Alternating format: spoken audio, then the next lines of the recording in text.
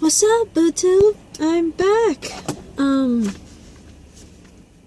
I've gotta stop getting paranoid. I have at least 2 hours to kill, at least, so, and apparently I have like 11 minutes and 43 seconds to make a video here, so, and I'm pretty sure this is not gonna take 11 minutes, because this is all I remember from The Flash Season 4, Episode 16, like, literally, all this, and I could talk pretty damn fast. Anyway, this one's titled Run, Iris, Run. I wonder why.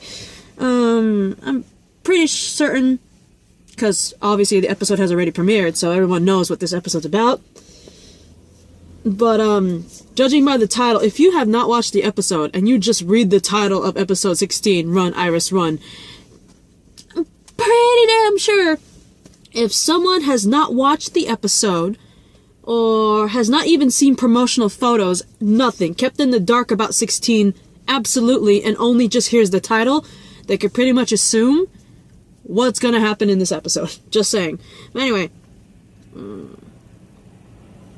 basically, there is a metahuman that has fire powers. Now, this metahuman, ironically enough, if I remember correctly, this metahuman with fire powers is not one of the metas from the bus. This is actually a normal metahuman. You know, like, during this season, particularly in this half of the season, we've been dealing with metahumans that have been on that bus when Barry came out of the Speed Force.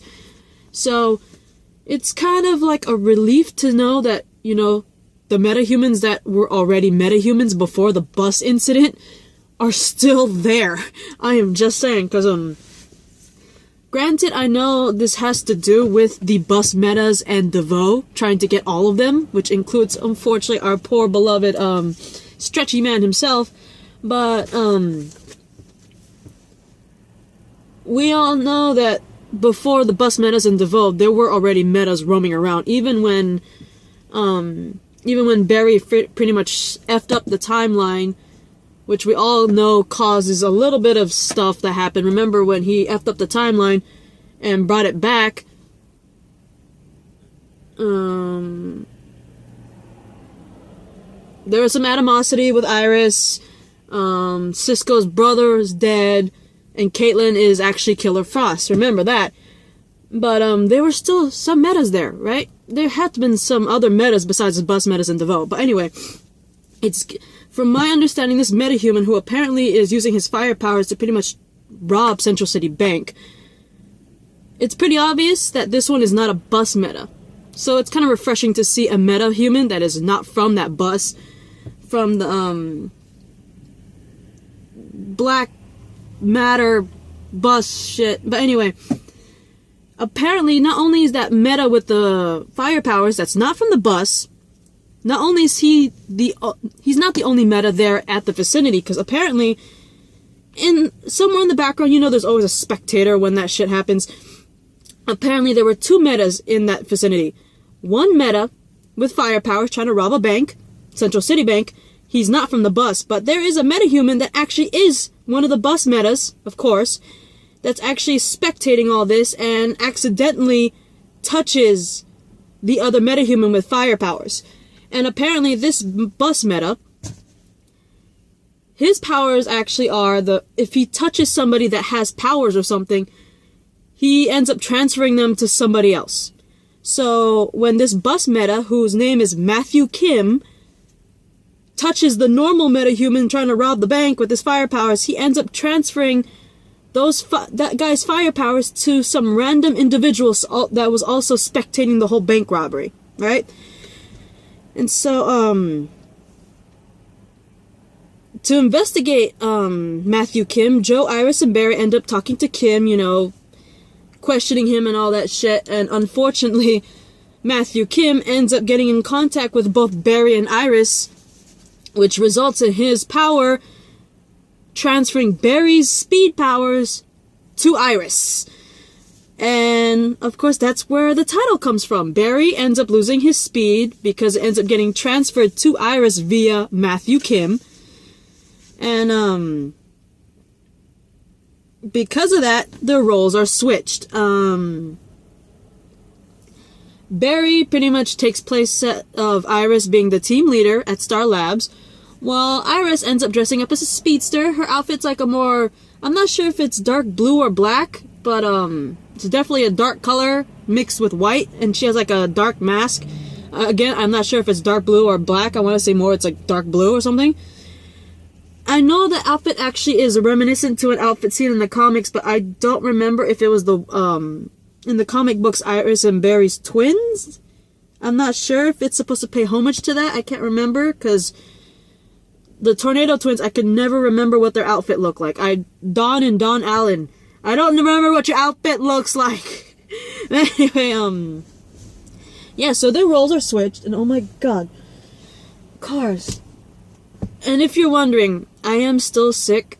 The thing is, like, I'm taking some medications, and it's giving me a little bit more energy, but at the same time, like, I'm very loopy. So it's like loopy with just a little dose of energy. So believe me, I'm actually trying to fight the pain. I'm still not feeling well. Like I said, the medications are giving me a little bit more energy, but if I pretty much burn through it fast, I'm like practically dead. I'm like so out of it. But anyway, is that a water bottle? Okay. Anyway, Harry, he got inspired by Thawne. Remember, Thawne, who took Earth 1, Wells' face? Basically, he got inspired by Thawne to build his own thinking cap. Because remember, DeVoe had a thinking cap. So, in Harry's mind, inspired by his evil doppelganger, who stole his Earth 1 face, he wanted to make his own thinking cap to pretty much try to outsmart DeVoe, which is pretty damn smart. You know, you need something to try to outwit the guy who's like brain power times 1,000,000, right? But anyway, back to that random individual. Now, remember Matthew Kim? He's the bus meta that could apparently switch people's powers to whoever, because he already did that twice already. He switched Barry's speed and gave it to Iris, but before that, the normal metahuman with fire powers, his powers got taken away by Matthew Kim and sent over to a random individual. Now, this random individual that got that metahuman's fire powers pretty much terrorizes the city with his new fire powers and demands money, right? He was already pretty much a thug. He's probably like a normal thug. He already looked like a thug. And if you guys did not notice, that new guy who got the fire powers, did you notice who the actor was? Anyone? Well, if you didn't realize who the actor was, that actor is that one football jock bully dude from Glee. Remember that one jock guy who liked to bully the Glee character Kurt because he was homosexual? But he was actually a closeted homosexual himself. Remember that bully guy? It's him! More Glee people are coming into the Arrowverse, man! But anyway, he ends up terrorizing the city with his newfound powers, courtesy of Kim. But anyway, Iris, being the speedster, she goes after him, you know, and we have, of course, Joe with the cops. But, of course, Iris is taking the lead. She's become pretty much the new Flash. But anyway, of course, it's kind of difficult. Iris does not have that much experience on the field. But, with the help of, apparently, Harry's thinking cap, the team manages to figure out that in order to negate the flames that this guy's using, because he pretty much made like a fire cyclone, with the thinking cap, the team manages to tell Iris, you know, go over there in the water and create a giant-ass tidal wave to pretty much negate that freaking fire cyclone and stop the guy, right? And that actually works. It's a miracle that no one else drowned, but to be fair, when they did that, Joe made sure all the cops and innocent people were away, at least at higher ground somewhere. Anyway, yeah, Iris defeated the guy. It was impressive, seeing her as a speedster. But anyway, back at Star Labs, of course, Kim ends up touching Barry and Iris to transfer back the power, so Barry got his powers back and Iris is back to normal. But when they got home, Iris did admit she really liked having the powers, but she loved being the team leader more. So that was pretty cute. But the cool thing is, Harry, he manages to use the cap to find out the last remaining 2 metas. And apparently it's a woman named Janet Petty and Edwin Goss, or Gauss. I don't even know how to pronounce that. But anyway, I have a feeling they might be in the comics, just like maybe the meta with the fire powers and Matthew Kim. And maybe even the individual that randomly got the powers might be in the comics for all I know, but I never caught his name. But it was interesting seeing Iris as a speedster. It was interesting seeing Barry as not a speedster.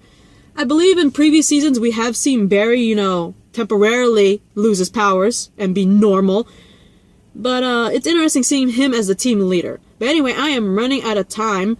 So I like this episode mainly due to the fact that Iris's outfit, if I remember correctly, it actually pays homage to, I think, her comic book kids outfit, the Tornado Twins, I think. I'm not sure. I have to look up that outfit again. But I like the fact that Iris is lightning when she runs. It's purple. And if you remember, Iris is the name of a purple flower.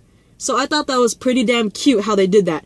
But anyway, this is my reaction rant to Run, Iris, Run. I will see you for episode 17. Bye.